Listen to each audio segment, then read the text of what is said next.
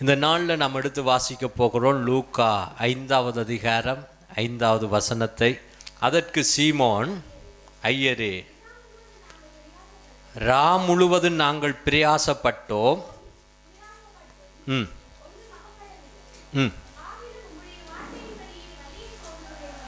சரி, இதில் பார்க்குறோம் என்னென்று சொன்னால், அதற்கு சீமோன், ஐயரே, முழுவதும் நாங்கள் பிரயாசப்பட்டு ஒன்றும் அகப்படவில்லை, ஆகிலும் உம்முடைய வார்த்தையின்படியே விலையை போடுகிறோம் என்றார். கவனிப்போம். பேதுரு முழுவதும் கஷ்டப்பட்டு பிரயாசப்பட்டு ஒன்றும் அகப்படாத ஒரு சூழ்நிலை, இரவு முழுவதுமான ஒரு பிரயாசம். அடுத்தது இதில் பார்க்குறோம், அவன் கஷ்டப்படுகிறான்.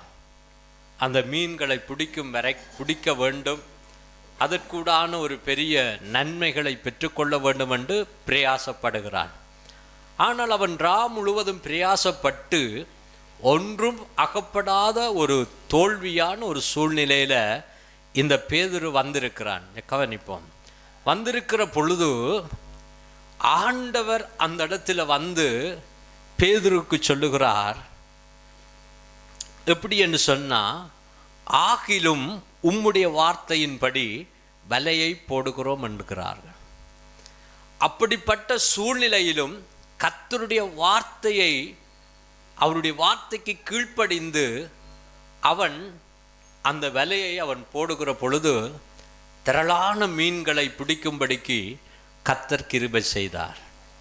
இந்த நாளில் உங்களோடு நான் பேச போகிற காரியம், ஆண்டவர் பேதுருவின் மேலே தேவன் தன்னுடைய ஒரு பெரிதான ஒரு பொறுப்பை, பெரிதான ஒரு ஊழியத்தை கர்த்தர் பேதுருவிடத்தில் கர்த்தர் கொடுத்தார்.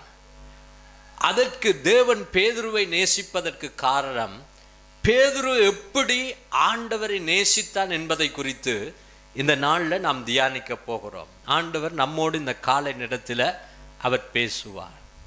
முதல் பார்க்கிறோம், அவருடைய வார்த்தைக்கு கீழ்ப்படிந்து அவன் விலையை போட்டு ஆசீர்வாதத்தை பெற்றுக்கொண்டான். தேவனுடைய வார்த்தை நம்மை ஆசீர்வதிக்கும். நாம் தேவனுடைய வார்த்தைக்கு கீழ்ப்படிந்து அவருடைய வார்த்தையின்படி நாம் செய்கிற பொழுது தேவன் ஒரு பெரிதான ஆசீர்வாதத்தை நமக்கு கொடுக்க வல்லவராக இருக்கிறார். இப்போ ஒருவர் வாசிக்க கேட்போம். மத்தேயு 16வது அதிகாரம் 18வது வசனத்தை ஒருவர் வாசிக்க கேட்போம். மத்தேயு 16:18. மேலும் நான் உனக்கு சொல்லுகிறேன், நீ பேதுருவாக இருக்கிறாய், இந்த கல்லின் மேல் என் சபையை கட்டுவேன், பாதாளத்தின் வாசல்கள் அதில் மேற்கொள்ளுவதில்லை. இப்போ ஆண்டவர் சொல்றார், நீ பேதுருவாக இருக்கிறாய், இந்த கல்லின் மேல் என் சபையை கட்டுவாய், பாதாளத்தின் வாசல்கள் மேற்கொள்ளுவதில்லை. இப்ப ஆண்டவர் பேதுருக்கு சொல்லுகிற பொழுது, இந்த கல்லின் மேல் என் திருச்சபையை கட்டுவேன், பாதாளத்தின் வாசல்கள் மேற்கொள்ளுவதில்லை. இன்றைக்கு எத்தனையோ பாதாளத்தினுடைய வல்லமைகள் சபைக்கு எதிராக, ஊழியக்காரருக்கு எதிராக, தேவ பிள்ளைகளுக்கு எதிராக இன்றைக்கு செயற்பட்டு கொண்டிருக்கிறது. ஆனாலும் கர்த்தர் அவைகள் எல்லாவற்றில் இருந்தும் தேவன் தன்னுடைய சபையையும் தன்னுடைய ஊழியக்காரர்களையும் தன்னுடைய ஜனத்தையும் தேவன் பாதுகாத்து கொண்டிருக்கிறார். ஆண்டவர் சொல்றார், இந்த கல்லின் மேல் திருச்சபையை கட்டுவேன், பாதாளத்தின் வாசல்கள் என்ன செய்யாது, மேற்கொள்ள மாட்டுது. கர்த்தர் இந்த பீட்டர் இடத்துல இப்படிப்பட்டதான ஒரு அதிகாரத்தை தேவன் கொடுத்ததுக்கு காரணம் என்ன என்பதைத்தான் இந்த நாளில் பார்க்க போகிறோம். வாசிங்க. முதலாவது காரியம் லூக்கா 22வது அதிகாரம் 31 34வது வசனத்தை நாம் வாசிக்க கேட்போம். வாசிங்க ஒருவர் எடுத்து. லூக்கா 22வது அதிகாரம் 31 34வது வசனத்தை வாசிக்க கேட்போம். பின்னும் கர்த்தர் சீமோனே, சீமோனே, இதோ கோதுமை சுலகினால் புடைக்கிறது போல சாத்தான் உங்களை புடைப்பதற்கு உத்தரவு கேட்டுக்கொண்டான். நானோ உன் விசுவாசம் ஒளிந்து போகாது படிக்கு உனக்காக வேண்டிக் கொள்ளுகிறேன். இங்கு பார்க்கிறோம், ஆண்டவர் இயேசு சீமோனுக்கு சொல்லுகிறார், சாத்தான் உன்னை சுலகில புடைக்கிறது போல புடைச்சு கொண்டிருக்கிறான், ஆனாலும் உன் விசுவாசம் ஒளிந்து போகாதபடிக்கு உனக்காக நான் வேண்டுதல் செய்கிறேன். கை உயர்த்தி அல்லேலூயா சொல்லுங்க பாப்போம். ஆண்டவர் பேதுருவுக்காக ஜெபம் பண்ணினார். ஏன் தெரியுமா? சாத்தானுடைய எல்லா விதமான தந்திரங்கள், சாத்தானுடைய எல்லா விதமான காரியங்கள்ல இருந்தும் பீட்டர் காத்து கொண்டு அதில் விடுவிக்கப்பட்டு தனக்காக வைராக்கியமாக நிற்கும்படியாக அன்றைக்கு இயேசு கிறிஸ்து தன்னுடைய சீசர்களுக்காக, பீட்டருக்காக தேவன் என்ன செய்தார்? உன்னுடைய விசுவாசம் ஒளிந்து போகாதபடிக்கு உனக்காக நான் வேண்டிக் கொள்ளுகிறேன். இன்றைக்கு நாம் ஒருவருக்காக ஒருவர் ஜெபிக்கிறவர்களாக காணப்பட வேண்டும். ஒவ்வொருடைய விசுவாசத்திலும் ஒவ்வொருவரும் உறுதியாக கட்டப்படுவதற்கு நாம் ஒருவருக்காக ஒருவர் ஜெபிக்க வேண்டும். ஏனென்று சொன்னா, சாத்தான் ஒவ்வொரு மனிதர்களையும் பாழாக்கும்படிக்கு, விசுவாசத்திலிருந்து விலகி போகும்படிக்கு, விசுவாசத்தில் தளம்பும்படிக்கு, ஒரு விசுவாச ஜீவியம் ஜீவிக்க விடாதபடிக்கு, தேவனோடு இருக்கிற அந்த நல்ல ஐக்கியத்தையும் உறவையும் ஏற்படுத்தப்படாதபடிக்கு சாத்தான் அன்றைக்கு அவர்களை புடைத்தது போல நம்மையும் இன்றைக்கு புடைத்து கொள்ளும்படிக்கு கடந்து வருவார். அதனால் ஆண்டவர் சொன்னார், உன் விசுவாசம் எந்த சூழ்நிலையிலும் ஒளிந்து போகாதபடிக்கு உனக்காக நான் என்ன செய்கிறேன்? ஜெபம் பண்ணுகிறேன், வேண்டிக் கொள்ளுகிறேன். இன்றைக்கு நாம் சபைக்காக ஜெபிக்க வேண்டும், சபையில் இருக்கிற ஊழியக்காரருக்காக ஜெபிக்க வேண்டும், சக விசுவாசிகளுக்காக ஜெபிக்க வேண்டும், வாலிப பிள்ளைகளுக்காக ஜெபிக்க வேண்டும், கர்த்தருக்காக அழைக்கப்பட்டு தரிசனத்தை பெற்று தரிசனத்திலே ஓடுகிற மனிதர்களுக்காக ஜெபிக்க வேண்டும். ஏன் தெரியுமா? சாத்தான் சில வேளைகளில் அவர்களுடைய விசுவாசத்தையும் சோதிக்கும்படிக்கு, தேவனோடு இருக்கிற அந்த ஐக்கியத்தை கெடுக்கும்படிக்கு சாத்தான் என்ன செய்வான் தெரியுமா? அவர்களையும் பலவீனப்படுத்த பார்ப்பான். அப்ப இப்படி சொன்ன உடனே பீட்டர் என்ன சொல்லுகிறான்? வாசிக்க கேட்போம், வாசிங்க ஒருவர். நீர் குணப்பட்ட பின்பு உன் சகோதரனை ஸ்திரப்படுத்து. ஆண்டவர் சொல்ற, நீ முதலாவது குணப்படு. நீ இப்படிப்பட்ட சூழ்நிலையில இருந்து நீ விடுவிக்கப்பட்டதுக்கு பிறகு உன் சகோதரனை விடுவி என்று கர்த்தர் சொல்லுகிறார்.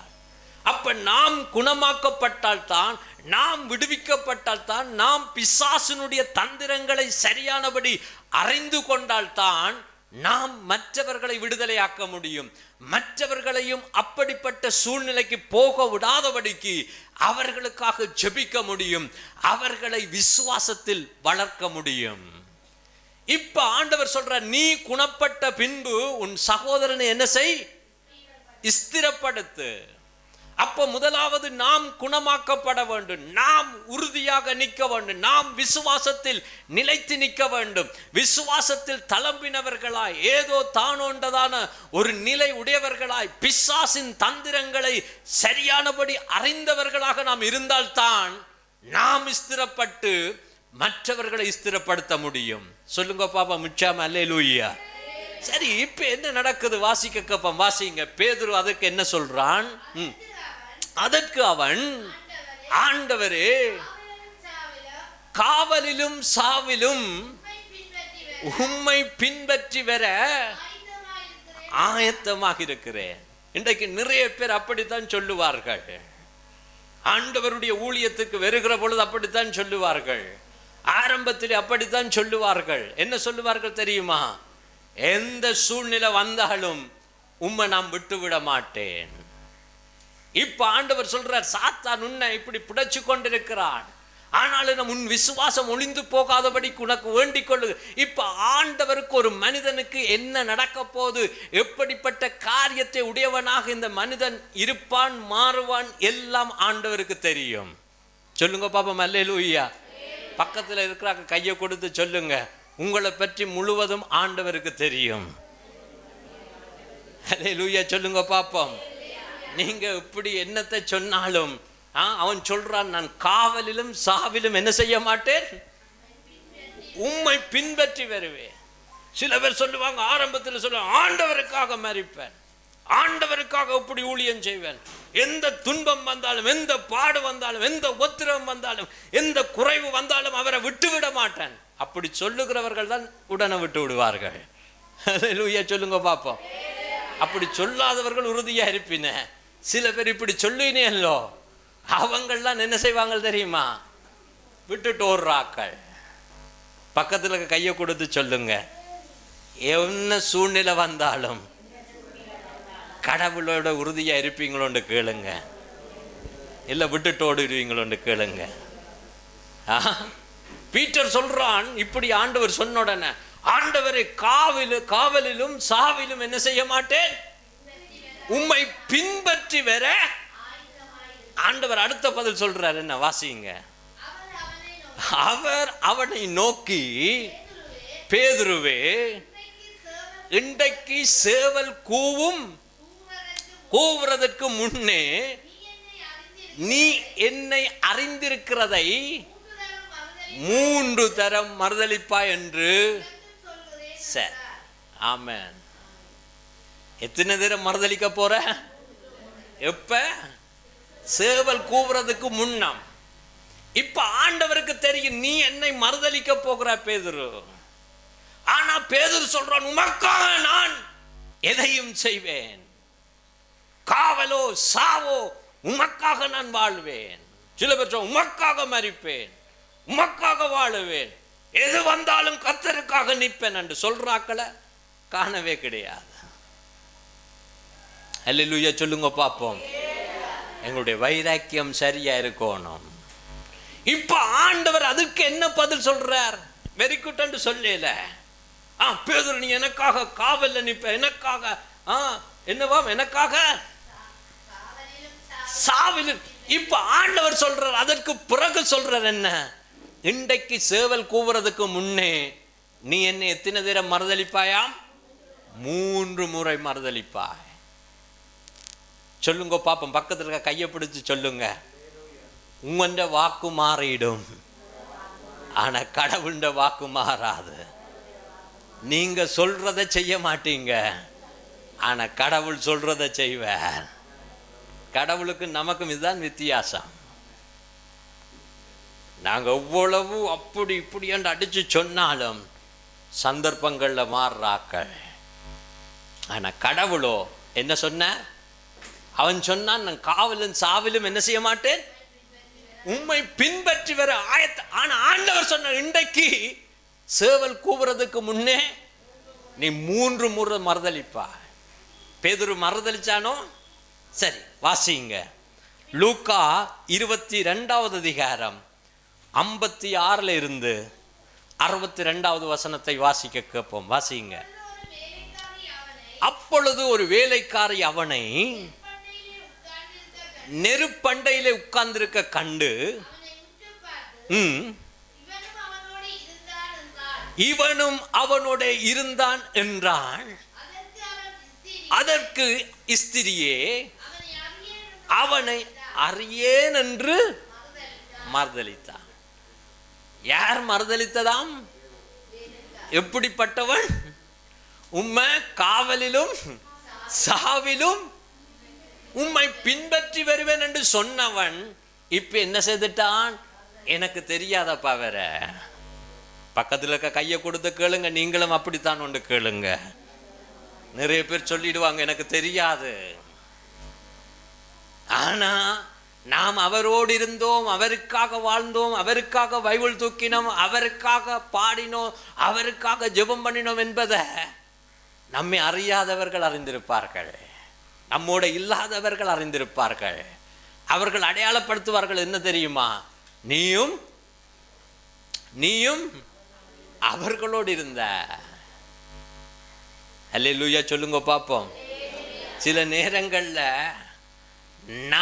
நமக்கே தெரியாம நாம் என்ன செய்வோம்?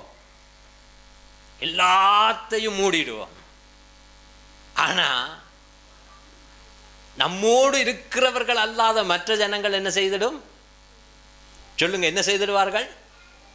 நம்மை அறிந்திடுவார்கள். நம்மை விட தேவனோடு இல்லாத ஜனங்கள் நம்மை அதிகமாய் அறிந்து கொண்டிருக்கிறார்கள். என்ன? அதனால தான் சொல்றேன், தேவ பிள்ளைகள் கவனம். இப்ப இதுல பார்க்கிறோம், அவள் கேட்கிறா, நீயும் அவரோடு இருந்தாய் அல்லவாண்டு கேட்ட பொழுது அவன் என்ன செய்தான்? ஸ்திரியே அவரை அறியேன். வாசிப்போம் அடுத்தது. சற்று நேரத்துக்கு பின்பு வேறொருவன் அவனை கண்டு, நீயும் அவர்களில் ஒருவன் என்றார். அதற்கு பேதுரு, மனுஷனே நான் அல்ல. இப்ப முதலாம் சொன்ன அவரை அறியேன், இப்ப சொல்ற நான் அல்ல என்று சொன்னான். அடுத்தது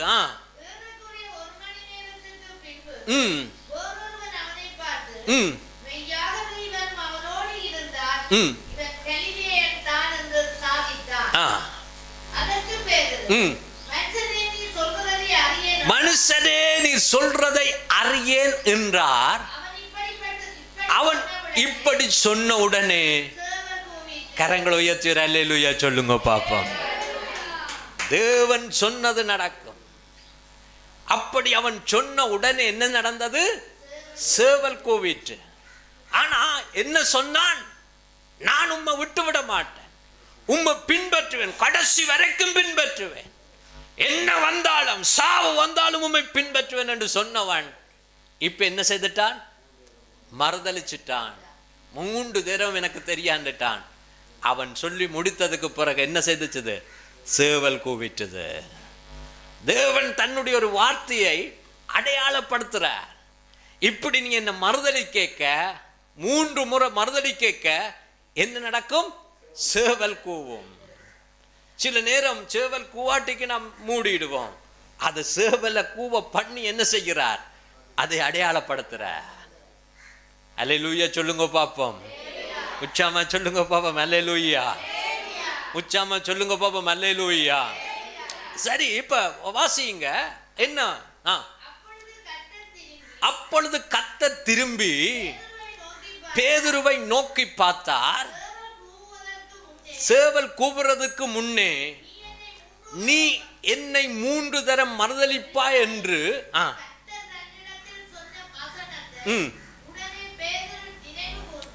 சரி நினைவு கூந்தான்.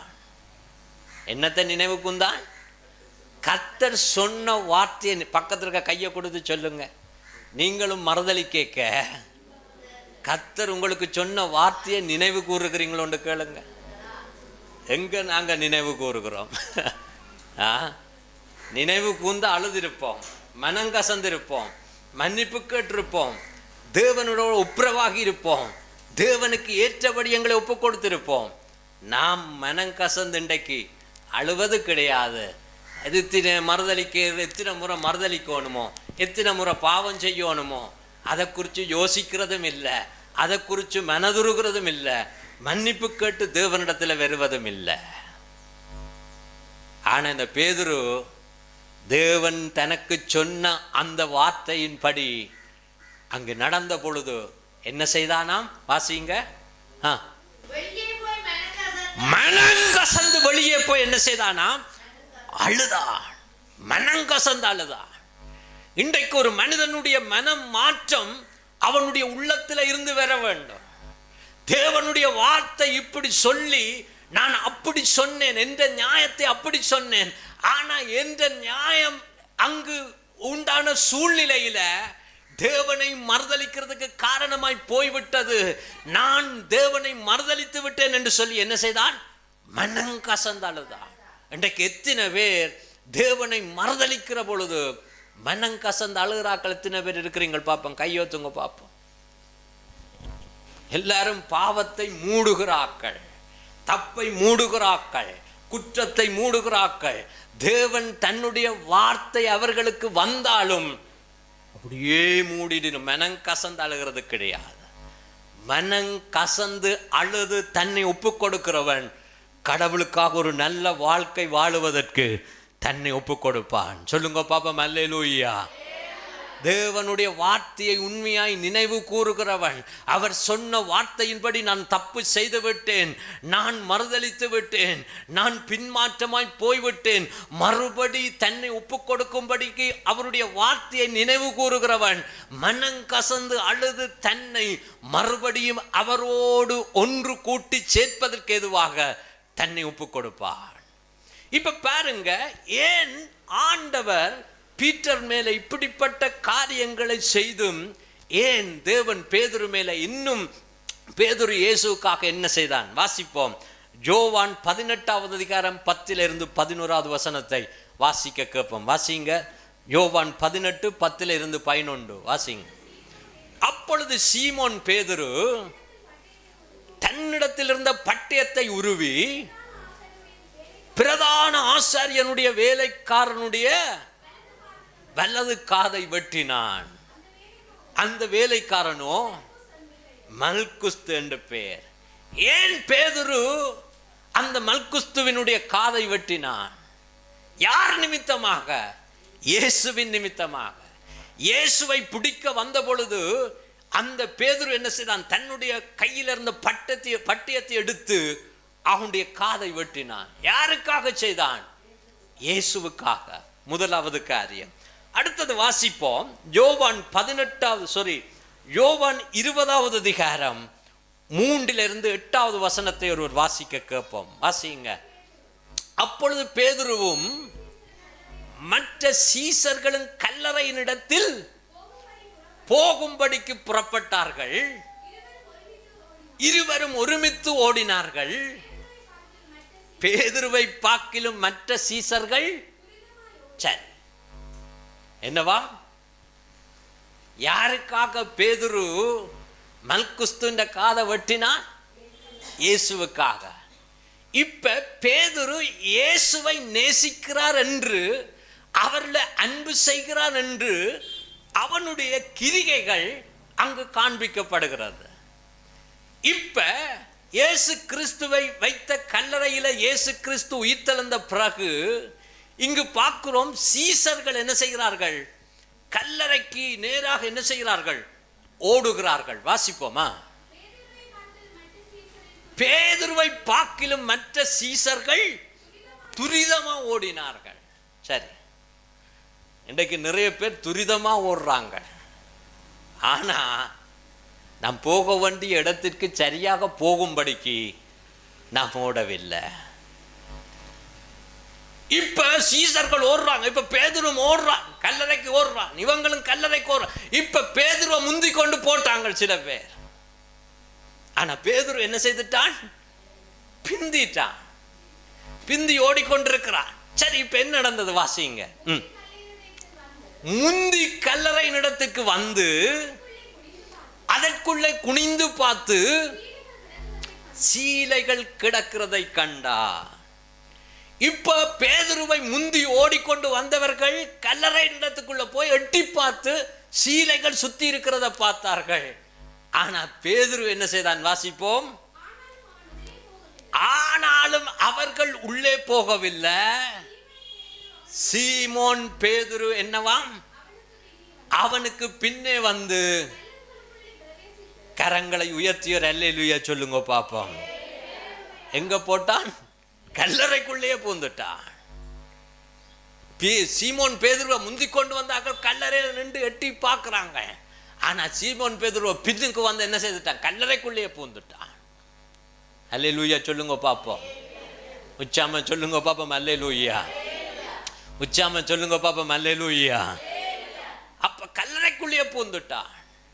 அப்ப இந்த பீட்டர் எதற்கும் பயப்படாத ஒரு மனுஷன், இயேசுவுக்காக எதையும் செய்யக்கூடிய ஒரு மனுஷன் ஆனபடினாலதான் ஆண்டவர் அந்த பீட்டருக்காக, அவனுடைய விசுவாசம் ஒளிந்து போகாததற்காக ஆண்டவர் அவனுக்காக ஜெபம் பண்ணினார். அல்லேலூயா சொல்லுங்க பாப்போம். இன்றைக்கு தன்னுடைய புள்ளையை உண்மையாய் ஒத்துக்கொண்டு மனங்கசந்து அழுது திருந்துகிறவர்களைத்தான் தேவன் நோக்கி பார்க்கிறார்.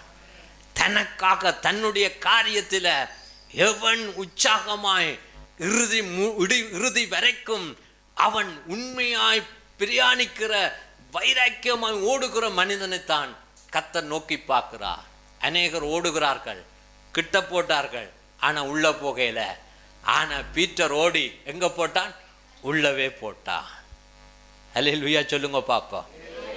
நான் கேட்கிறவங்க, அந்த ஓட்டம் பெற்றுக்கொள்ளும்படிக்கு இருக்குதோ இல்ல பெற்றுக்கொள்ளாத ஓட்டமோ, போகும்படியான ஓட்டமோ இல்ல போக முடியாத ஓட்டமோன்னு கேட்கிறேன். பக்கத்தில் இருக்க கையை கொடுத்து கேளுங்க, உங்க ஓட்டம் உறுதியான ஓட்டம் ஒன்று கேளுங்க. நீங்க உள்ளுக்கு போகக்கூடியதான ஓட்டம் ஒன்று கேளுங்க. இல்லை போகமா ஓடி போய் நின்று பார்க்குறாக்கள் ஒன்று கேளுங்க.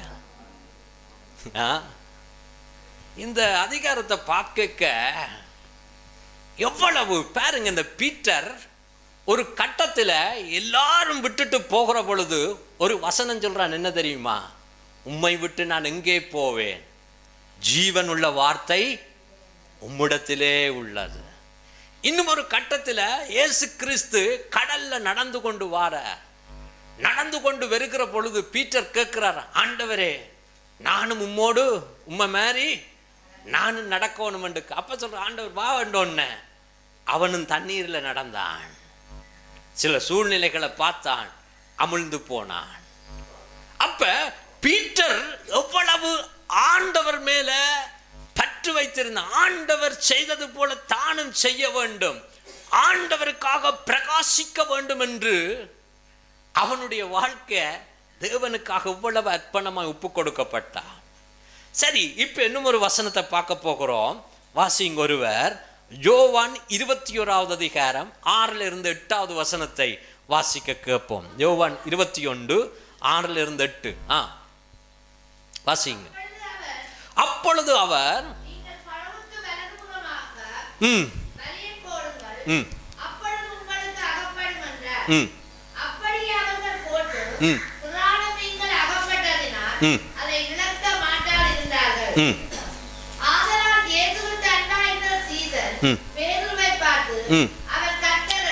நல்ல கவனிங்.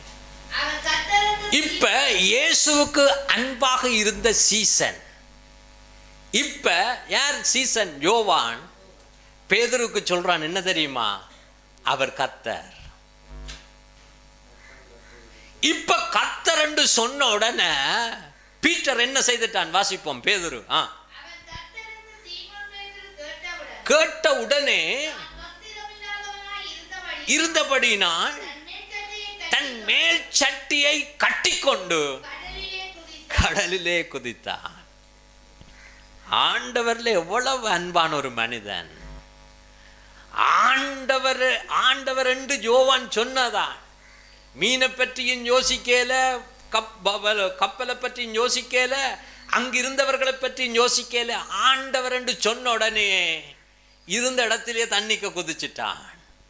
அல்லேலூயா சொல்லுங்க பாப்போம். உச்சாம சொல்லுங்க பாப்போம். அல்லேலூயா. எங்க குதிச்சிட்டான்? இருந்த இடத்திலே தண்ணிக்கு குதிச்சிட்டான். அப்ப ஆண்டவரை எவ்வளவுக்கு அவன் நேசித்தான். ஆண்டவரை விட தனக்கு இந்த உலகத்தில் ஒன்றும் இல்லை. ஆண்டவரை விட அவனுக்கு மீன் பெரிதாய் தெரியவில்லை, அவன் கொண்டு வந்த வள்ளம் பெருசா தெரியவில்லை, அவனோடு இருந்தவர்கள் பெரிதா தெரியும். ஆண்டவர் என்று யோவான் சொன்ன உடனே, அவர் கர்த்தர் என்று சொன்ன உடனே இருந்த இடத்திலே தண்ணிக்குள்ள குதித்து அவரிடத்துல போனான். இன்றைக்கு எத்தனை பேருக்கு அந்த தாக்கம் இன்றைக்கு இருக்கு? நாம் இன்றைக்கு என்ன செய்கிறோம்? கர்த்தருக்காக ஒரு காரியத்தை செய்கிறதற்கு அங்க செய்து, அதை போய் செய்து, இதை போய் செய்து, அதை செய்து, இதை செய்து ஆறுதலா தான் என்ன செய்கிறோம்? தேவனுடைய காரியத்தை செய்கிறோம். ஆனா அவன் எல்லாத்தையும் விட்டுட்டு, ஆண்டவர் அழைச்ச பொழுது விட்டுட்டு பின்பற்றினான். இப்பொழுதும் பார்க்கிறோம், கர்த்தர் என்று சொன்ன உடனே கடலுக்குள்ள குதிச்சு நீந்தி போனான். என் அன்பு சகோதரனே, சகோதரியே, தேவன் ஒரு பொறுப்பை சும்மா மனிதனிடத்தில் தேவன் கொடுக்க மாட்டார். பக்கத்தில் கையை கொடுத்து சொல்லுங்க, தேவனுடைய பொறுப்பு மகத்துவமானது, தேவனுடைய ஊழியம் மகத்துவமானது. அந்த ஊழியத்தை சாதாரணமாக கொடுத்துட்டு போக மாட்டார். அவர் அதுக்குரிய சரியான நபரிடத்துல தான் தேவன் கையளிப்பார். கடவுளை விட வேற எந்த காரியங்களுக்கு முக்கியத்துவம் கொடுக்கிறவன்ட கர்த்தர் கொடுக்க மாட்டார். கடவுளுக்காக தன்னையே தியாகம் பண்ணுகிற, அர்ப்பணிக்கிற, கடவுளுக்காக எல்லாவற்றையும் விட்டு தன்னை அர்ப்பணிக்கிற மனிதனிடத்துல தான் தேவன் தன்னுடைய பொறுப்பை கொடுப்பார். இப்ப பாருங்க, கடவுளுக்காக மல்குஸ்துன்ற காதை வெட்டினான். அங்கு பார்க்கிறோம், கடவுள் வந்திருக்கு, அது கர்த்தர் என்று சொன்ன உடனே இருந்த இடத்திலேயே குதிச்சு நீந்தி போனான். அடுத்தது நாங்கள் பார்க்கிறோம் என்னென்று சொன்ன, இதுல பார்க்க கல்லறைக்குள்ள எல்லாரும் ஓடிக்கொண்டிருந்தார்கள், கல்லறைக்குள்ளே போட்டான். அப்படிப்பட்டவன் ஆண்டவர் நடந்து வருகிற பொழுது தானும் நடக்க வேணும் என்று விருப்பப்பட்டான். எல்லாரும் அவரை விட்டுட்டு போன பொழுது கூட ஜீவனுள்ள வார்த்தை உம்மிடத்திலே இருக்கென்று பற்றி பிடித்தான். அல்லேலூயா சொல்லுங்க பாப்போம். இன்றைக்கு நீங்கள் எப்படிப்பட்டவர்களாக இருக்கிறீங்க? நாம் ஆண்டவருக்கு சொல்லுவோம், ஆண்டவரே உமக்காக நாம் வாழுவோம், உமக்காக அப்படி செய்வோம். ஆனா பார்த்தா ஒன்றுமே இல்லை. அப்ப நான் உங்கள்கிட்ட ஒரு கேள்வியை கேட்கிறேன். நீங்கள் இவ்வளவு காலம் ஆண்டவரிடத்துல சொன்னதை உங்க வாழ்க்கையில செய்திருக்கிறீங்களோன்னு கேட்கிறேன். செய்திருக்கிறீங்களோன்னு கேட்கிறேன். ஆண்டவர்கிட்ட சொல்லியிருப்பீங்க, ஆண்டவரே பேதுரு சொன்ன மாதிரி காவலும் சாவலும் விட மாட்டேன். நீங்கள் ஆண்டவருக்கு சொன்ன காரியங்களை நீங்க செய்திருக்கிறீங்களா? அப்ப இதுல இருந்தே தெரியுது, நாம் கடவுளை நேசிக்கிறத விட மற்ற எந்தோ காரியத்தை தான் நாம் அதிகமா என்ன செய்கிறோம், நேசிக்கிறோம். ஆனா பேதுருவோ என்ன செய்தான் என்று சொன்னா, கடவுளுக்காக எல்லாவற்றையும் விட்டு வந்தான். கர்த்தர் என்று சொன்ன உடனே இருந்த இடத்துல குதிச்சு அவரிடத்துல வந்தான். இப்ப ஆண்டவர் பார்த்தா எனக்காக என்ன செய்கிறான், தன்னையே சரியானபடி ஒப்பு கொடுக்கிற இந்த மனுஷனை, அவர் இருந்த காலத்தில் அவனுடைய காரியங்கள் ஒவ்வொன்றையும் பார்த்தா. சரி வாசிங்க இப்பொழுது யோவான் வாசிப்போம். யோவான் 21:15-17 வாசிப்போம். அவர்கள் போஜனம் பண்ணின பின்பு இயேசு சீமோன் பேதுருவை நோக்கி, ஜோனாவின் குமாரனாகிய சீமோனே, இவர்களிலும் அதிகமாக நீ என்னிடத்தில் அன்பாய் இருக்கிறாயா என்றார். சரி, இப்ப ஆண்டவர் பேதுரு மேல அன்பு செய்கிறான் என்பதை, அவருக்காக எதையும் செய்வான் என்பதை, அவருக்காக தந்த ஜீவனையும் தனக்கு பின்னுக்கு வரப்போகிற எந்த காரியத்தையும் பொருட்படுத்தாம செய்கிறான் என்பதை இந்த வேத வார்த்தை கூட நமக்கு தெரிகிறதோ தெரியலையோ? சொல்லுங்க. தெரிகிறது. இப்ப பேதுரு ஆண்டவர் மேலே அன்பாய் இருக்கிறான் என்று தெரியுது. ஏன் ஆண்டவர் கேட்கிறார், என்னை நீ நேசிக்கிறாய் ஆண்டு கடவுள் கேட்கிறார். கவனிங்க, ஏன் ஆண்டவர் கேட்கிறார் என்னை நேசிக்கிறாய் ஆண்டு? இப்ப நீங்கள் கடவுளுக்காக அவர் மேலே அவ்வளவு அன்பாக பாசமாக இருக்கிறீர்கள் என்பது தெரிகிறது. நீங்கள் கடவுள் மேல் சரியான அன்பாய் இருக்கிறீர்கள் என்று தெரிகிறது. ஆனா ஆண்டவர் உங்கள்கிட்ட கேட்கிறார், என்ன, என்னை நேசிக்கிறாய் ஆண்டு கேட்கிறார். இப்ப பீட்டருக்கு தெரியும், நான் அவரை உண்மையா நேசிக்கிறேன், என்னை விட நான் அவரை நேசிக்கிறேன், அவருக்காக நான் எதையும் செய்கிறதற்கு என்னை உண்மையாக ஒப்பு கொடுத்திருக்கிறேன். கடல்ல குதிச்சான், அவருக்காக ஒரு காதை வெட்டினான், அவருக்கு அவர் சீசர்கள் ஓடுகிற பொழுது அவரை பார்க்கும்படிக்கு கல்லறைக்குள்ளேயே போனான். இப்படி தன்னுடைய காரியங்களை வெளிப்படுத்தின சீசனாகிய பேதுருக்கு தெரியுது, நான் என் உண்மையா அவரை நேசிக்கிறேன். இயேசுவுக்கும் தெரியுது, உண்மையா அவன் என்னை நேசிக்கிறான் என்று. ஆனா ஆண்டவர் என்ன செய்கிறார், அவனை கேட்கிறார், என்னை நேசிக்கிறாயாண்டு. சொல்லுங்க பாப்போம். அல்லேலூயா. என்ன சைலாக்கா இந்த கவனிப்பா என்ன கேட்கிறார்? என்னை நேசிக்கிறாயா என்று கேட்கிறார். அப்ப இந்த நேசிக்கிறாண்ட கேட்கிற பொழுது இப்ப உங்களை நீங்க கடவுளுக்காக பிரியாசப்படுறீங்க, இரவும் பகலும் பிரியாசப்படுறீங்க, கடும் பிரியாசப்படுறீங்க. உங்களை நீங்க இப்படி பிரியாசப்படுகிற பொழுது நீங்கள் உங்களிடத்துல அதே காரியத்தை திருப்பி கேட்டா என்ன சொல்லுவீங்க? நீங்க குழம்புவீங்களோ குழம்ப மாட்டீங்களோ? சொல்லுங்க பாப்போம். ஆனா ஆண்டவர் கேட்கிறார், என்ன நேசிக்கிறாயா? சரி, வாசிப்போம் அந்த வசனத்தை. அதற்கு அவன், ஆம் ஆண்டவரே, உம்மை நேசிக்கிறேன் என்பதை நீர் அறிவீர். இங்கு பார்க்கிறோம், இவர்களை விட என்னை நேசிக்கிறாய் என்று கேட்கிறார். கவனிங்க, இவர்களை பார்க்கிலும் என்னை நேசிக்கிறாயா? ஆண்டவர் இயேசு கிறிஸ்து அவர் போன இடங்களுக்கு, அநேக இடங்களுக்கு தேவன் பீட்டரையும் கூட்டிக் கொண்டு போயிருக்கிறார். ஏன் தெரியுமா? ஆண்டவர் பீட்டரை குறித்து ஒரு பெரிய நோக்கம், பெரிய தரிசனம், பெரிய திட்டம் வைத்திருந்தார். அதனால தேவன் போன இடங்களுக்கு பேதுருவை கூட்டிக் கொண்டு போனார். இப்ப ஆண்டவருக்கு தெரியுது, என்னை இவன் நேசிக்கிறான், தந்த உயிரை கொடுத்து நேசிக்கிறான், எனக்காக எதையும் செய்கிறதுக்கு ஆயத்தமா இருக்கிறான் என்பது பீட்டருக்கு தெரியுது.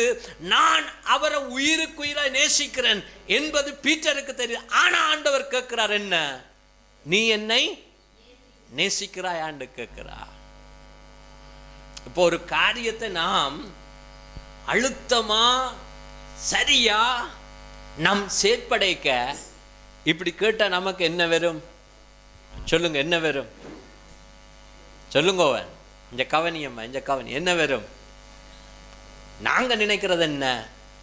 ஆண்டவர் என்ன நேசிக்கல போல இருக்கு, இவருக்கு தெரியல போல இருக்கு, நான் இவர் நேசிக்கிறது. நான் எத்தனை காரியத்தை செய்து காண்பித்தாலும் என்ன சொல்லுவோம்?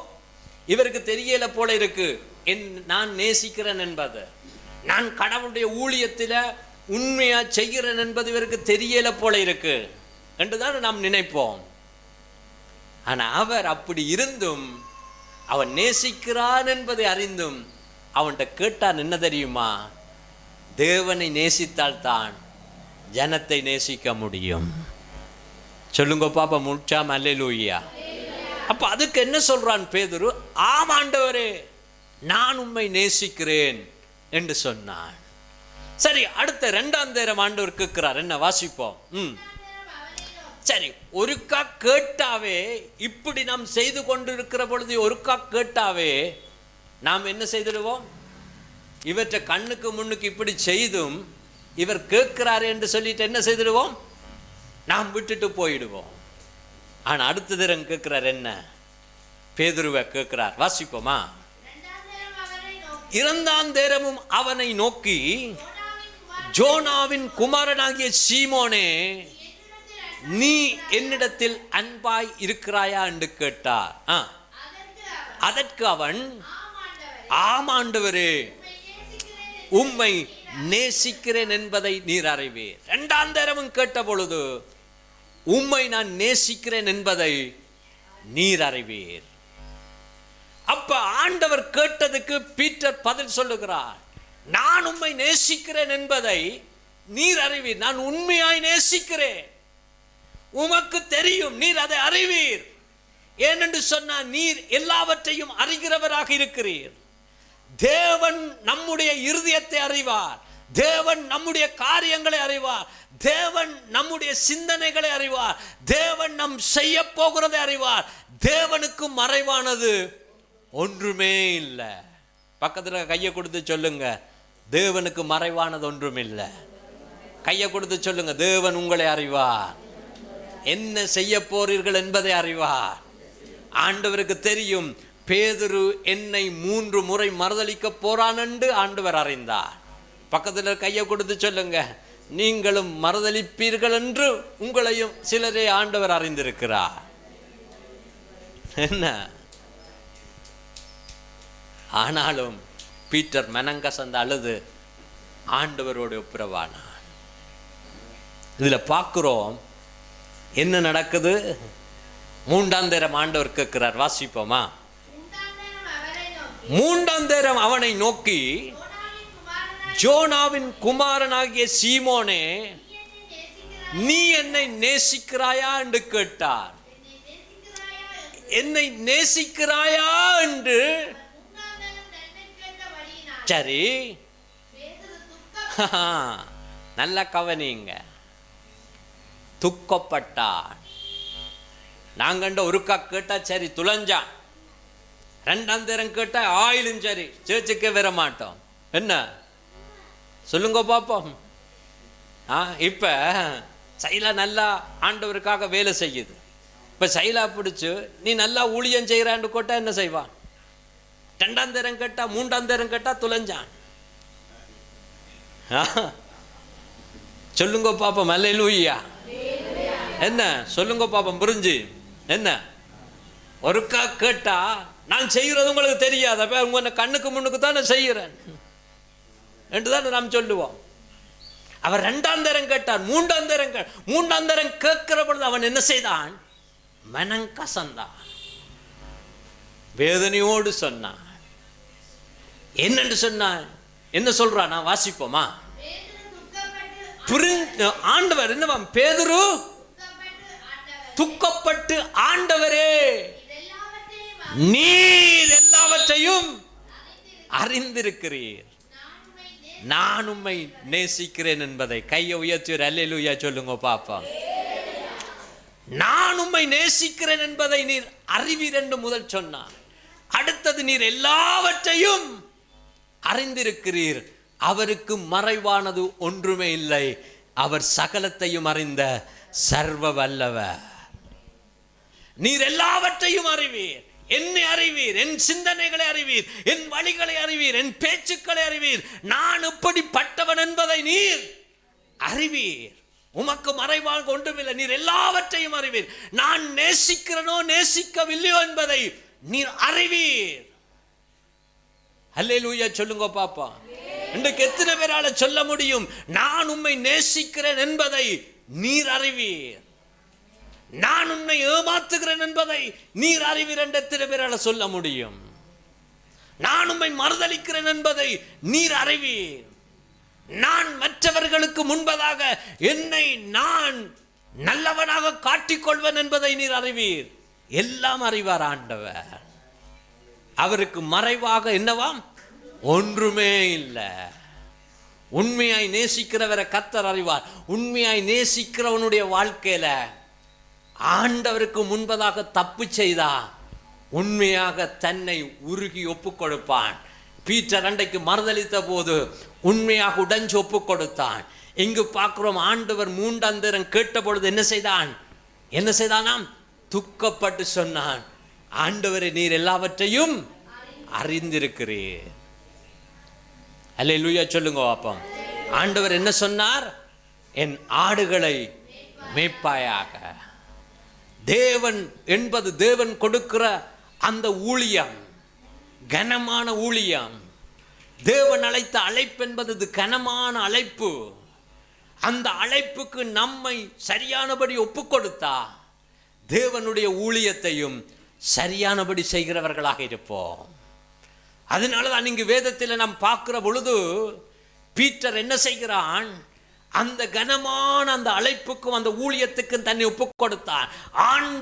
ஆண்டவர் மேல உண்மையான ஒரு பாசத்தை வைத்திருந்தான்.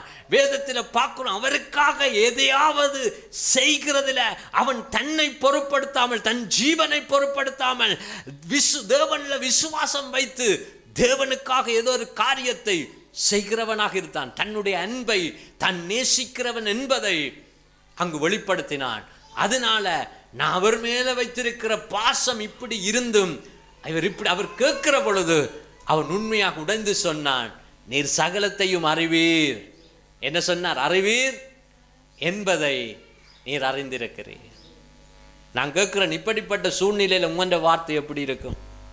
நீங்க சொல்லுவீங்களோ உம்மை நேசிக்கிறேன் என்பதை அறிவீர் என்று? நீங்க சொல்லுவீங்களா எல்லாத்தையும் நீர் அறிவீர் என்று சொல்லுவீங்களோ? கேட்கிறேன், உங்களால் சொல்ல முடியுமோ? தேவன் ஒரு பொறுப்பை சும்மா எல்லாம் கையளிக்க மாட்டார். அதற்கு அவர் கேட்கிறார், என்னை நீ நேசித்தால் என் ஆட்டுக்குட்டிகளையும் நீ நேசிப்பாய். எத்தனை பேர் சொல்றீங்க, என்னுடைய வார்த்தை, என்னுடைய ஒவ்வொரு கிரியைகளும் தேவனை வெளிப்படுத்த வேண்டும். பீட்டர் அவனுடைய ஒவ்வொரு கிரியைகளும் தேவனுக்காக எப்படி இருக்கிறார் என்பதை அங்கு வெளிப்படுத்தினது. அதனால தான் 120 பேர் மேலே பரிசுத்த ஆவியானவர் ஊற்றப்பட்ட பொழுது பேதுரு தைரியமாக எழும்பி என்ன செய்தான்? பிரசங்கம் பண்ணினான். அதுக்கு காரணம் என்ன தெரியுமா? அவனுக்குள்ள தேவ அன்பு நிரம்பி இருந்தது. எத்தனை பேர்கிட்ட கேட்குற இன்றைக்கு, உங்களுக்குள்ள தேவ அன்பு எத்தனை பேருக்குள்ள நிரம்பி இருக்கு? தேவ அன்போ மனித அன்போ இன்றைக்கு நிரம்பி இருக்கு. தேவ அன்பு நிரம்பி இருந்தா தேவனுக்காக தேவனை நம்முடைய முன்னுக்கு வைப்போம். மற்ற காரியங்கள் அப்புறம் இல்லை. தேவனை நாம் முன்னுக்கு வைக்கிறத நிறுத்தினா மற்ற காரியங்கள்லாம் நமக்கு முன்பதாக இருக்கும். ஆகவே அன்பு சகோதரனே, சகோதரியே, ஆண்டவர் ஒரு பொறுப்பை கொடுக்கறதுக்கு முன் ஆண்டவர் சொன்ன, இந்த கல்லின் மேல் என் திருச்சபையை கட்டுவேன், பாதாள வாசல்கள் மேற்கொள்ளுவதில்லை என்று கர்த்தர் சொன்னார்.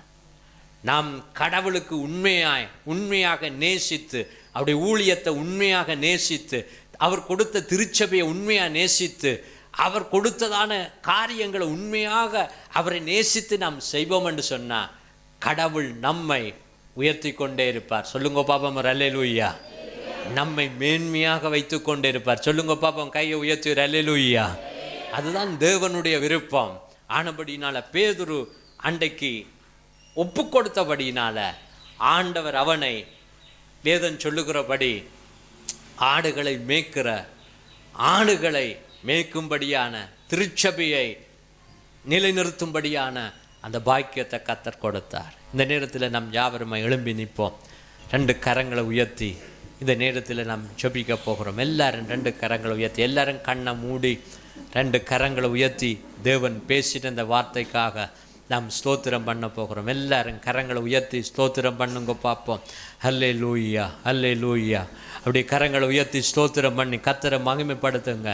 ஆண்டவர் இந்த நாள் எங்களோடு பேசின அந்த வார்த்தைக்காக ஆண்டவருக்கு ஸ்தோத்திரம் பண்ணுவோம். அல்லேலூயா. நன்றி செலுத்துகிறோம் ஆண்டவரே, நன்றி செலுத்துகிறோம், நன்றி செலுத்துகிறோம், நன்றி செலுத்துகிறோம். தகப்பனே, உமக்கு நன்றி செலுத்துகிறோம்.